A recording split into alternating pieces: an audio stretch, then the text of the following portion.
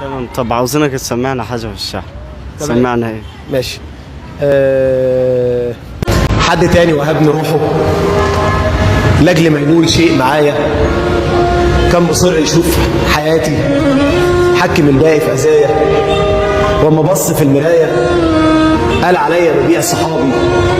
هي دي كل الحكاية، رغم حزن فضلت باجي، ما انتهيش انا واحدة عادي ولا ضحي عشان بواقي، بمحي كل الكون قصادي لو قالوا لي اقتل فراقي.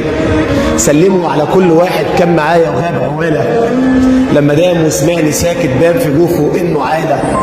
مش طبيعي تحط ناسك جنب اي ظروف وعيبه، تبقى واقف غصب راضي والحاجات تكون غريبه.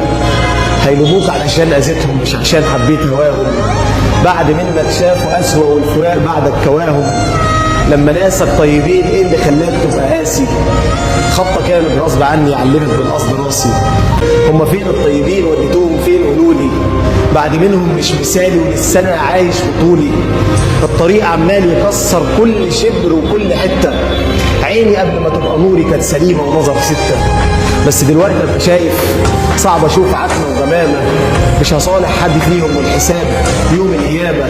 مش هكون تمثال مكسر جنب رف ضعيف وعالي، هي واحده انا هبقى ليها امي دي ست الغوالي. دي اللي تستاهل رضاها يبقى كفه وحته تانيه، دي اللي عايش اكون معاها كل شبر وكل ثانيه. الظروف خلتها تقوى وصالحها في كل حاجه، اما باقي الكون قصادها كون ضعيف ولا يسوى حاجه. امي دي اجمل فريضه وسط كون مليان تعالب، جوه شايل خيرها عارف ربنا وحده اللي غالب. وبصراحه وكل طيبه امي كل الكون بحاله، القمر لو زاد في نوره امي نورها يزيد جماله.